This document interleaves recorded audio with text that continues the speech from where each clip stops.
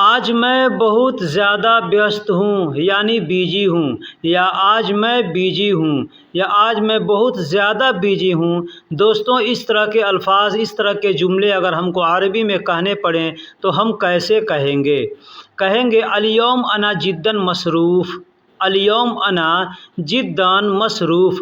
अल-यौम का मतलब आज होता है, अना का मतलब मैं या मेरा होता है, लेकिन यहाँ पे अना मैं के लिए इस्तेमाल किया गया है। जिद्दन का मतलब बहुत ज़्यादा होता है, जिद्दन का मतलब बहुत ज़्यादा होता है। मसरूफ़ का मतलब बिजी होता है। हम लोग अपने देश में हिंदी उर्दू में भी इस जुमला को, इस अल्फाज को इस्तेमाल करते हैं। मसरूफ़ कहते हैं कि आज मैं मसरूफ़ हूँ, यानी आज मैं बिजी हूँ। तो अगर हमको कहना होगा तो इस तरह से हम कह सकते हैं कि अल-यौम अना जिद्दन मसरूफ़। अब एक और चीज़ बता दूँ, यहाँ जिद्दन के जगह पे आप चाहें तो वाजिद का इस्तेमाल कर सकते हैं, कत्तीर का इस्तेमाल कर सकते हैं, ठीक है। क्योंकि जिद्दन का मतलब भी होता है बहुत ज़्यादा, कत्तीर का मतलब भी होता है बहुत ज़्यादा, वाजिद का मतलब भी होता है बहुत ज़्यादा। तो इसमें से कोई भी अल्फाज आप चाहें तो इस्तेमाल कर सकते हैं। आप कह सकते हैं अल-यौम अना जिद्दन मसरूफ़। हमने अरबी में भी वही लिखा है, अल-यौम अना जिद्दन मसरूफ़, यानी आज मैं बहुत ज़्यादा बिजी हूँ या आज मैं बहुत ज़्यादा व्यस्त हूँ, इस तरह से कह सकते हैं। बिस्मिल्लाहिर्रहमानिर्रहीम। अस्सलामु अलैकुम वरहमतुल्लाहि वबरकातुहू। दोस्तों, कैसे हैं, क्या हाल है? उम्मीद करता हूं कि खैर वाफ़ियत से होंगे।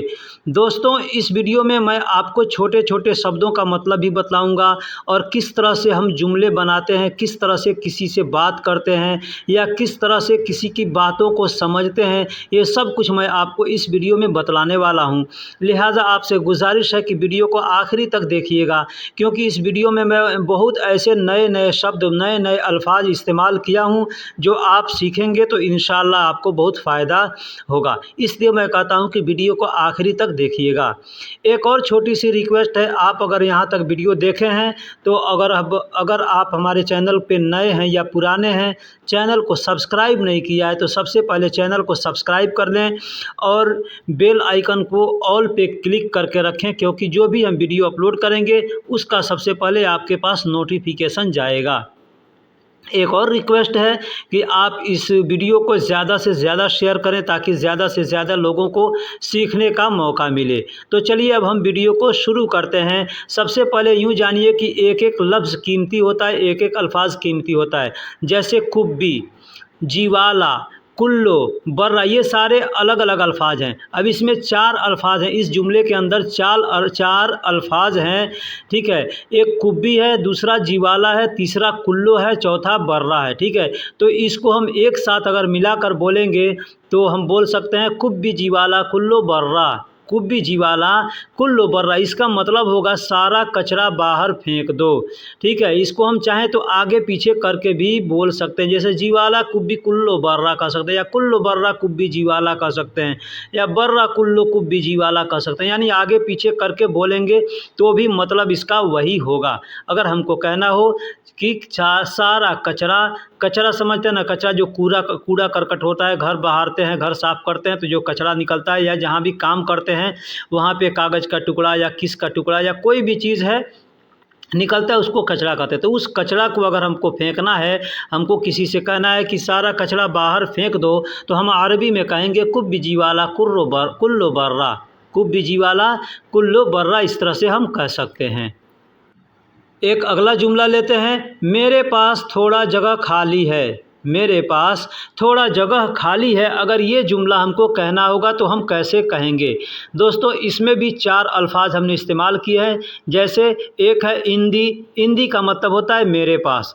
एक है सोया, सोया का मतलब होता है थोड़ा, ठीक है। तीसरा है मकान, मकान का मतलब होता है जगह, मकान का मतलब होता है जगह, यानी कोई भी जगह है, चाहे वो भरा हुआ जगह हो या खाली जगह हो या कोई भी जगह हो तो उसको मकान कहते हैं, ठीक है। और चौथा है फादी। फादी का मतलब होता है खाली, कोई स्थान कोई जगह खाली है तो उसको हम कहेंगे फादी। जैसे घर खाली है तो कहेंगे फादी, ठीक है। कोई डब्बा है खाली है तो भी कहेंगे फादी। हमारे पास कोई काम नहीं है, हम खाली बैठे हैं तो भी कह सकते हैं फादी, यानी मेरे पास काम नहीं है। तो इस तरह से हम बोल सकते हैं, ठीक है। तो अगर हमको कहना होगा कि मेरे पास थोड़ा जगह खाली है या थोड़ी जगह खाली है तो हम कैसे कहेंगे? कह सकते हैं इन दी शोय मकान फादी। इन दी यानी मेरे पास, शोय मतलब थोड़े, मकान फादी यानी जगह खाली है। इस तरह से हम बोल सकते हैं। देखिए, इंद का मतलब होता है पास, और इंदी जब हम बोलेंगे ना तो उसका मतलब हो जाएगा मेरे पास, ठीक है। तो इंदी यानी मेरे पास, शोय मकान यानी थोड़ी जगह, फादी मतलब खाली है। अब इसी को अगर हमको बोलना हो कि तुम्हारे पास थोड़ी जगह खाली है तो हम इंदी के जगह पे इंदक का इस्तेमाल करेंगे, ठीक है। इंदक का इस्तेमाल करेंगे यानी तुम्हारे पास, ठीक है। एक और चीज़, मेरे करीब में थोड़ी जगह खाली है अगर कहना होगा तो हम वहाँ पे इंदी या इंदक का इस्तेमाल न करके इंदल का इस्तेमाल करेंगे। इंदल का मतलब होता है मेरे करीब थोड़े मकान, थोड़ी जगह खाली है। इस तरह से भी हम बोल सकते हैं, ठीक है। यही चीज़ अगर हमको बताना हो किसी को कि उसके पास थोड़ी जगह खाली है तो हम यहाँ पे क्या इस्तेमाल करेंगे? इन दहू। इन दहू का मतलब होता है उसके पास, ठीक है। तो हम कहेंगे उसके पास थोड़ी जगह खाली है तो हम कह सकते हैं इन दहू सोए मकान फादी, ठीक। अगर कहना हो तुम्हारे पास खाली है तो हम कह सकते हैं इंदक का इस्तेमाल करेंगे। मेरे पास खाली है तो इंदी का इस्तेमाल करेंगे। इस तरह से हम बोल सकते हैं। दोस्तों, एक और जुमला लेते हैं। एग्ज़ाम्पल के तौर पे अगर हमको किसी से कहना हो कि तुम घर जा रहे हो, वापस कब आओगे? तुम घर जा रहे हो, वापस कब आओगे? अब ये जुमला हम कई जगह इस्तेमाल कर सकते हैं। जैसे तुम घर जा रहे हो, वापस कब आओगे? तुम बाहर जा रहे हो, वापस कब आओगे? तुम बाज़ार जा रहे हो, वापस कब आओगे? तुम ऑफ़िस जा रहे हो, घर कब आओगे? वापस कब आओगे? इस तरह के जो भी जुमले हम इसमें इस्तेमाल कर सकते हैं, बस उसमें थोड़ी सी चेंजिंग करनी पड़ती है। जैसे हमको कहना हो तुम घर जा रहे हो, वापस कब आओगे? बहुत ऐसे दोस्त हैं, सदीक हैं जो हमारे घर जाते हैं तो हम उनसे पूछते हैं। तो अगर हमको पूछना होगा तो हम कैसे पूछेंगे इन तरोह बेत। इन तरोह बेत यानी तुम घर जा रहे हो। इन तरोह बेत यानी तुम घर जा रहे हो। मीता रज्जा ईजी। मीता रज्जा ईजी। मीता का मतलब होता है कब, और रज्जा का मतलब होता है वापस आना। रज्जा का मतलब होता है वापस होता है वापस, यानी कोई भी चीज़ वापस आना है, वापस करना है, चाहे पैसा वापस करना है, चाहे फ़ोन वापस करना है, या किसी आदमी को वापस आना है। तो इस तरह से हम वहाँ पे रज्जा का इस्तेमाल करते हैं, ठीक है। जैसे आपने अगर उर्दू पढ़ा होगा तो आप सुने होंगे रुजू कहते हैं। रुजू का मतलब होता है वापस आना। कुरान के अंदर भी रुजू, ये अल्फाज रुजू आया है, ठीक है। उसका मतलब होता है वापस आना या वापस लौटना, ठीक है। और ईजी का मतलब आना होता है। ईजी का मतलब आना होता है। तो अगर हमको कहना होगा कि इन तरोह बेत मीता रज्जा ईजी, ठीक है, तो इसका मतलब होगा तुम घर जा रहे हो, वापस कब आओगे? इस तरह से हम कह सकते हैं और बोल सकते हैं। इन तक मतलब तुम या आप होता है। अब यहाँ रोह जो अल्फाज है ना, यहाँ पे आप चाहें तो इसको तुरोह भी अगर कहेंगे तो गलत नहीं होगा, ठीक है।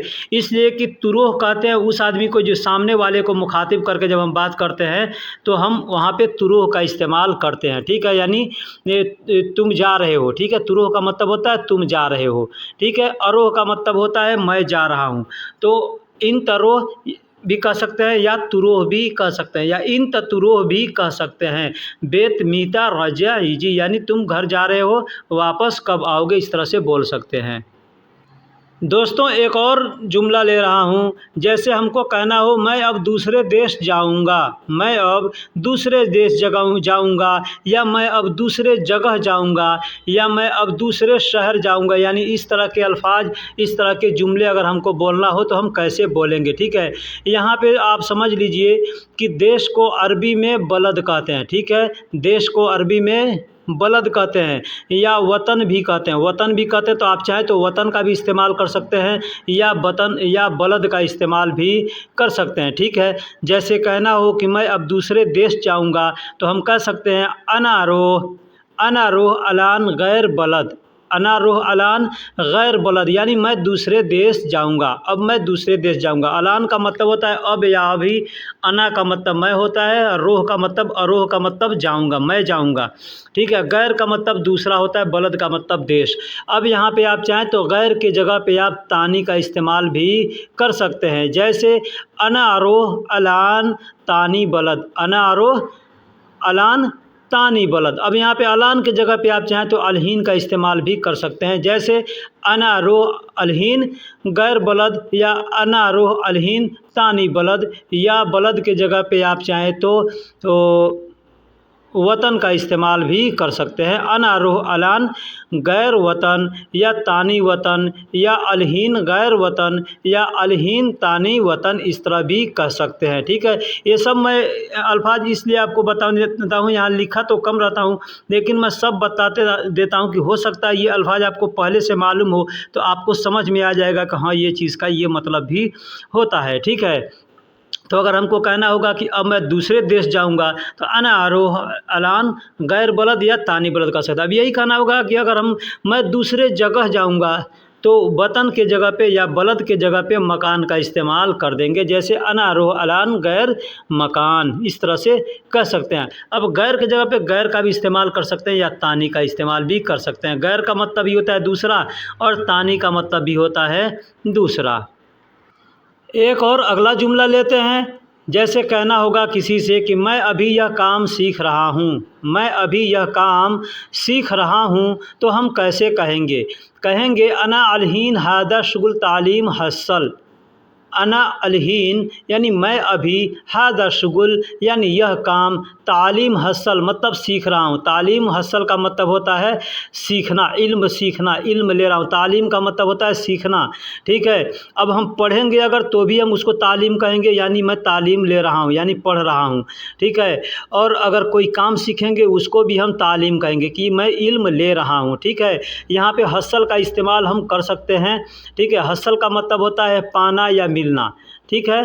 तो यहाँ पे हम हसल का इस्तेमाल कर सकते हैं, जैसे कहेंगे अना अलहीन हादा शुगुल तालीम हसल, ठीक है। या जिब तालीम भी कह सकते हैं, जिब तालीम, जिब तालीम का मतलब भी होता है ना, तालीम लेना या लाना, ठीक है, तालीम सीखना। या यहाँ पे बहुत से ऐसे अल्फाज हैं जो कि आप इस्तेमाल कर सकते हैं, ठीक है। तो हमको एग्ज़ाम्पल है, अच्छा है, सबसे आसान है कहना अना अलहीन हादा शुगुल तालीम हसल, ये एकदम आसान है और सिंपल है, आप इस तरह से बोल सकते हैं। एक और चीज़ बता दूं, शुगुल का मतलब काम होता है, अमल का मतलब भी काम होता है। शुगुल को काम के लिए भी इस्तेमाल किया जाता है, कोई चीज़ चालू करने के लिए भी शुगुल का इस्तेमाल किया जाता है, ठीक है। लेकिन अमल को सिर्फ काम के लिए ही इस्तेमाल किया जाता है। तो हम कह सकते हैं अना अलहीन हादा अमल तालीम हसल, इस तरह से भी कह सकते हैं। एक और अगला जुमला लेते हैं, क्या आप जाने के लिए तैयार हैं? अगर हम किसी से कहते हैं कि हमको फ़लाँ जगह जाना है, आप चलना, ठीक है। या कोई हमसे कहता है कि हम फ़लाँ जगह जा रहे हैं या जाना है, आपको भी चलना है, आप तैयार रहना, ठीक है। तो आदमी पूछता है या हम पूछेंगे कि क्या आप तैयार हैं जाने के लिए, या क्या आप जाने के लिए तैयार हैं, यानी आगे पीछे भी हम करके बोल सकते हैं। हम यूँ कह सकते हैं क्या आप जाने के लिए तैयार हैं, या जाने के लिए आप तैयार हैं, या आप क्या जाने के लिए तैयार, यानी आगे पीछे करके बोल सकते हैं। इसको हम अरबी में कहना होगा तो हम कहेंगे हल इंत मुस्तइद लिल तुरो, हल इंत मुस्तइद लिल तुरो, यानी क्या आप जाने के लिए तैयार हैं, ठीक है। इसके पहले मैं एक वीडियो में बताया था कि मुस्तइद तैयार के लिए जाहेज़ का इस्तेमाल किया जाता है, ठीक है। तो जाहेज़ का मतलब भी तैयार होता है और मुस्तइद का मतलब भी तैयार होता है। तो हम चाहें तो यहाँ पे इस्तेमाल कर सकते हैं हल इंत जाहेज़ लिल तुरो, हल इंत जाहेज़ लिल तुरोह। अब यहाँ पे हम तुरोह का भी इस्तेमाल कर सकते हैं या सिर्फ रोह का भी इस्तेमाल कर सकते हैं। यानी तुरोह कहेंगे, मैंने पहले बताया कि सामने वाले को मुखातिब करके बोलते हैं तो तुरोह का इस्तेमाल किया जाता है, ठीक है। तो हम चाहें तो तुरोह बोल सकते हैं या चाहें तो सिर्फ रोह बोल सकते हैं, ठीक है। तो हम कह सकते हैं हल इंत मुस्तइद लिल तुरो, यानी क्या आप जाने के लिए तैयार हैं, या हल इंत जाहेज़ लिल तुरो, क्या आप जाने के लिए तैयार हैं। अब यहाँ पे लिल का मतलब होता है के लिए, ये चीज़ जान लीजिए। लिल का मतलब होता है के लिए। हल का मतलब क्या, इंता का मतलब आप, मुस्तैद का मतलब तैयार होता है। अब मुस्तैद की जगह पे आप चाहें तो जाहिज़ का इस्तेमाल कर सकते हैं, ठीक है। लिल का मतलब के लिए होता है। तुरुह का मतलब तुम जाओगे या तुमको जाना है, ठीक है, या तुम जा रहे हो के लिए इस्तेमाल किया जाता है। तो तुरुह का मतलब यहाँ हम तुरुह बोल सकते हैं, ठीक है। तो क्या आप तैयार हैं जाने के लिए, तो हल इंत मुस्तैद लिल तुरुह, इस तरह से हम कह सकते हैं।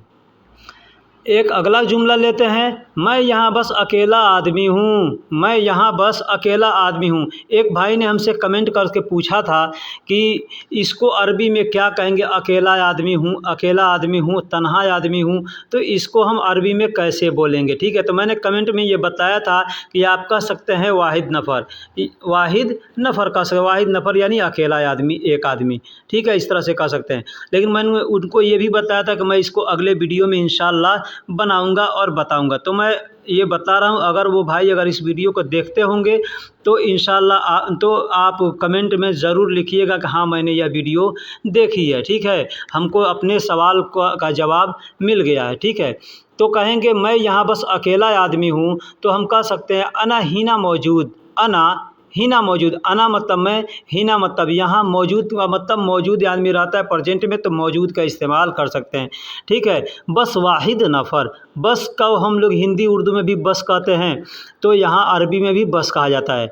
तो आप चाहें तो बस का भी इस्तेमाल कर सकते हैं यहाँ पे, या फ़क्त का भी इस्तेमाल भी कर सकते हैं। जैसे अना हीना मौजूद फ़क्त वाहिद नफ़र भी कह सकते हैं, या अना हीना मौजूद बस वाहिद नफ़र भी कह सकते हैं। अब नफ़र के जगह पे आप चाहें तो रज्जाल का इस्तेमाल भी कर सकते हैं, या शख्स का इस्तेमाल भी कर सकते हैं। अना हिना मौजूद बस वाहिद शख्स, या अना हिना मौजूद बस वाहिद रज्जाल, इस तरह भी बोल सकते हैं।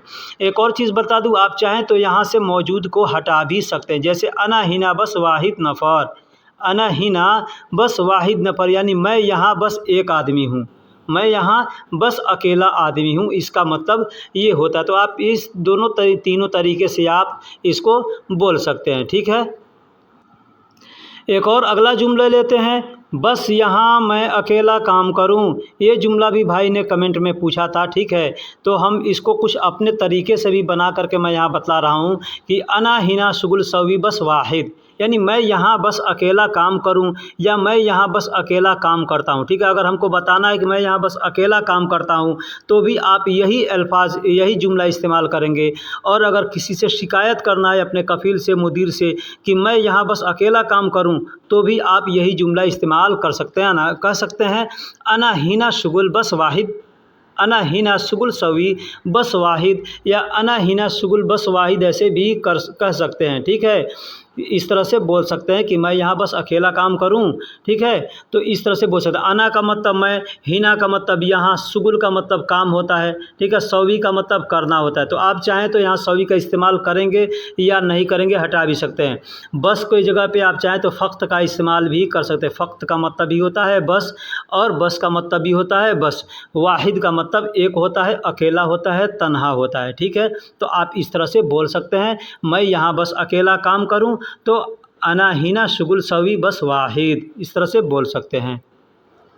एक और अगला जुमला लेते हैं, मैं बस अकेला काम नहीं कर सकता। जैसे हमने ये तीन अल्फाज एक साथ में, तीन जुमले हमने एक साथ इसमें बताया, तो इसको मैं अलग अलग अपने तरीके से बता रहा हूँ कि आप किस तरह से बोल सकते हैं, किस तरह से बात कर सकते हैं, किस तरह से किसी की बात को समझ सकते हैं, या किसी को से आपको शिकायत ही करना हो तो कैसे करेंगे, ठीक है।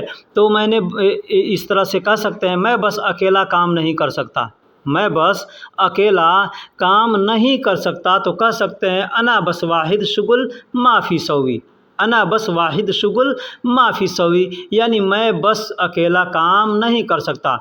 अगर आप चाहें तो यहाँ पे अगर यहाँ का इस्तेमाल करना चाहते हैं कि मैं बस यहाँ अकेला काम नहीं कर सकता, तो यहाँ पे आप हिना का इस्तेमाल कर लेंगे। जैसे अना हिना बस वाहिद शुगुल माफ़ी सवी, यानी इस तरह से भी आप बोल सकते हैं। तो अना का मतलब मैं, बस का मतलब बस, ठीक है। बस ये चलने वाली बस नहीं है, जो गाड़ी बस होती है वो नहीं। हम लोग कहते हैं ना बस रहने दो, बस नहीं जाऊँगा, बस नहीं खाऊँगा, बस बस नहीं करूँगा, ठीक है, तो उसी को दूसरे तरह से बोलते हैं तो फ़क़्त बोलते हैं। फ़क़्त का मतलब भी होता है बस, सिर्फ़। जैसे हिंदी में हम लोग बोलते हैं ना सिर्फ़, तो हमको कहना है मैं सिर्फ़ यहाँ अकेला काम नहीं कर सकता, या मैं सिर्फ़ अकेला काम नहीं कर सकता, तो हम कह सकते हैं अना फ़क़्त वाहिद शुगुल माफ़ी सौवी, या अना शुगुल बस वाहिद माफ़ी सौवी।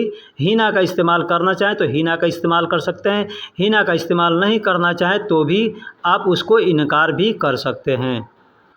एक और अगला सेंटेंस लेते हैं, जुमला लेते हैं। मैंने 3 ये जुमले आपको बता दिए, इसके लिए हम एक चौथा और जुमला इस्तेमाल किए हैं। अगर हमको शिकायत करना है, हम अकेला काम करते हैं, तो हम बोल सकते हैं कि हमको एक और आदमी चाहिए, या यहाँ दूसरा आदमी भी चाहिए, ठीक है, हम अकेले काम नहीं कर सकते हैं, मैं यहाँ बस अकेले काम नहीं करूँगा, ठीक है, मैं यहाँ बस अकेला काम करता हूँ। इस तरह से बोलने के बाद आप चाहें तो ऐसे भी बोल सकते हैं कि एक दूसरा आदमी ज़रूर चाहिए, ठीक है, या यहाँ एक दूसरा आदमी और ज़रूर चाहिए आप कह सकते हैं। तो कैसे कहेंगे? कहेंगे वाहिद तानी शख्स लाजिम अबगा, वाहिद तानी शख्स लाजिम अबगा, यानी यहाँ दूसरा, यानी एक दूसरा आदमी ज़रूर चाहिए। अब यहाँ का इस्तेमाल आप करना चाहें, जैसे यहाँ एक दूसरा आदमी ज़रूर चाहिए, तो आप कह सकते हैं हिना वाहिद तानी शख्स लाजिम अबगा, या तानी की जगह पे आप चाहें तो गैर का इस्तेमाल भी कर सकते हैं, यानी जैसे हिना वाहिद गैर शख्स लाजिम अबगा, ठीक है, इस तरह से भी आप बोल सकते हैं, ठीक है। लेकिन गैर में और तानी में थोड़ा अंतर होता है। अंतर ये होता है कि गैर कहते हैं ना, यानी हम उसको नहीं जानते हैं, ठीक है, और तानी कहेंगे यानी दूसरा आदमी, हम उसको जानते हों या नहीं जानते हों, ठीक है, तो इसका मतलब इसमें थोड़ा ये अनफिट होता है। लेकिन बोलने के लिए आदमी बोल देता है, तो हम यहाँ पे चाहें तो गैर भी बोल सकते हैं या तानी का इस्तेमाल भी कर सकते हैं कि वाहिद तानी शख्स लाजिम अबगा। यानी अब एक और चीज़ बता दूं, अबगा के जगह पे आप चाहें तो एहताज का इस्तेमाल भी कर सकते हैं, जैसे वाहिद तानी शख्स लाजिम एहताज, यानी एक दूसरा आदमी की सख्त ज़रूरत है, यहाँ पे ऐसे भी आप बोल सकते हैं। दोस्तों एक और जुमला लेते हैं, जैसे कहना हो कि वह मेरे करीब के दुकान में काम करता है, या वह मेरे दुकान के पास में काम करता है। हम लोग कहते हैं ना, किसी से पता बतलाते हैं, अगर कोई पूछता है कि फ़लाँ आदमी को जानते हो वो कहाँ काम करता है, तो हम कहते हैं या बतलाते हैं तो हम ऐसे कह सकते हैं। अगर अरबी में कहना होगा वही जुमला तो हम कैसे कहेंगे? कहेंगे हो व शुगुल सवी अना इंदल महल, हो वह शुगुल सवी।